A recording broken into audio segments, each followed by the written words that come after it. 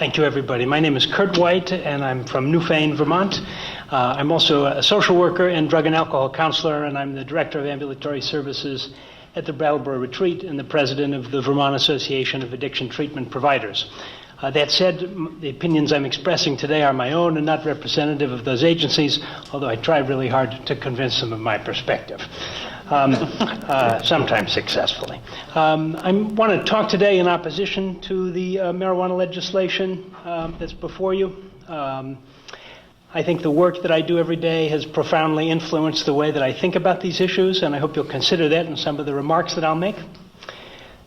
I think my biggest concern is that marijuana legalization will have negative impacts, and that those negative impacts will be disproportionately centered on some of Vermont's most vulnerable individuals, not spread evenly across the population. It might make things worse for some of the people that I work with every day that I'm most concerned about, and it might make my job a lot harder in terms of trying to help them. And I hope that you might try to help with that. I think marijuana is a lot like alcohol. There are a lot of people that say that it is. I think it is. A lot of people use it. Not a lot of people get addicted to it, but some people do get addicted to it. Probably about 11 to 15%. The people that get addicted to it are usually those who've used when they're young, or those that have a genetic predisposition to becoming addicted, or who have addictions already to other sorts of substances. These are some of those vulnerable populations that I'm concerned about. Marijuana is a complicated drug. It's a powerful psychoactive substance. Researchers are still trying to work on all of the things that it does, both good and bad in the short term. I would support federal research into marijuana on the medical end of things, but I know that's not the question that's before you. For those who struggle with it, addiction to marijuana is a real problem. I've seen addicted families who buy marijuana before providing for themselves and their children. I've seen teenagers and young adults drop out of life because of an increasing obsession to use more and more. It's a significant reason why people do present into treatment and ask for our help. They're not all mandated individuals. Some people's lives really are impaired by this problem. It's not that marijuana is a toxic substance in the same way that opioids are, but the compulsion to use it more and more can be very crippling and have damaging effects, much in the same way that a gambling addiction could do so, even though there's nothing inherently harmful about gambling, for example.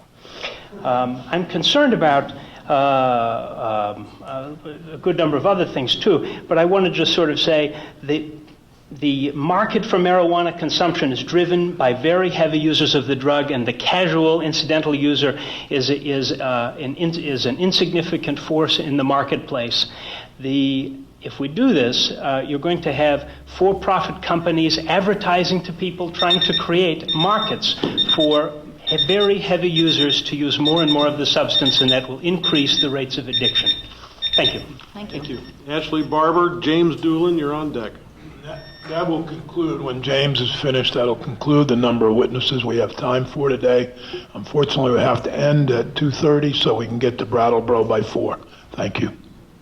Good afternoon, and thank you for the opportunity to speak. My name is Ashley Barber, and I'm here based on being a mother.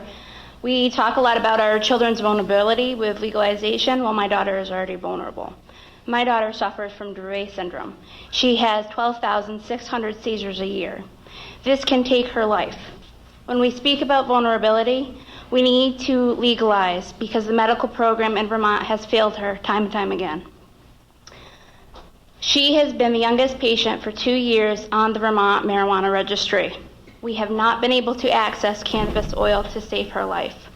We talk about a problem in Vermont with opiate addiction. My daughter is on an opiate.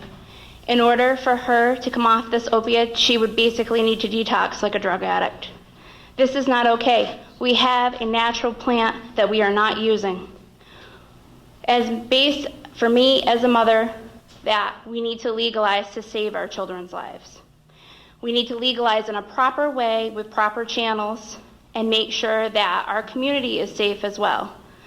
We need to make sure that our law enforcement knows how to push the regulations for this. We need very, very specific standards for our community. We do not need to force residents or long-term Vermonters of being forced to experience neighbors that are growing cannabis that stink, the elderly. We need to be respectful not only for children like my daughter, Leah, but for our residents in Vermont. We need to legalize because our programs are failing. My daughter Leah deserves a chance at life. She deserves to develop. She deserves a chance to have a medication that she's not addicted to, or a pharmaceutical that we have to treat her with more pharmaceuticals to combat the side effects. So I'm asking for legalization through the proper channels. Thank you. James Doolen.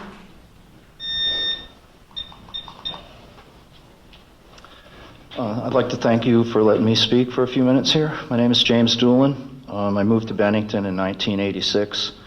I'm a veteran of the United States Air Force, Air Police. I have a child in the school district here. I also have 2 kids that graduated Mount Anthony, that have graduated college since then. And what I've heard in this room is a lot of concern about our children. Well, that's where good parenting comes in. Kids have access to alcohol. Kids have access to tobacco. One of the biggest problems in the country healthcare system is tobacco. One of the biggest addictions in the country is sugar. If we do this right, we can protect our kids. We can also reap the benefits of this. Marijuana is going to be here. It's been here for thousands of years. It's going to be here as long as man exists. I've heard a couple of people say, well, let's take our time. If 23 states legalize marijuana, the federal government is going to legalize marijuana. Then you're going to be buying marijuana in a Marlboro packet, in a Winston-Salem packet. It's not going to be controlled by people in the state of Vermont that need income. 30 years ago, I moved here, and Main Street was a totally different story. Heroin didn't make Main Street empty. Marijuana didn't make Main Street empty. Poor governing made Main Street empty. Bypasses made Main Street empty. So this is going to land on our steps, possibly. If it does, we need to take it and run. Fight fire with fire. I'm for legalization, obviously. Thank you.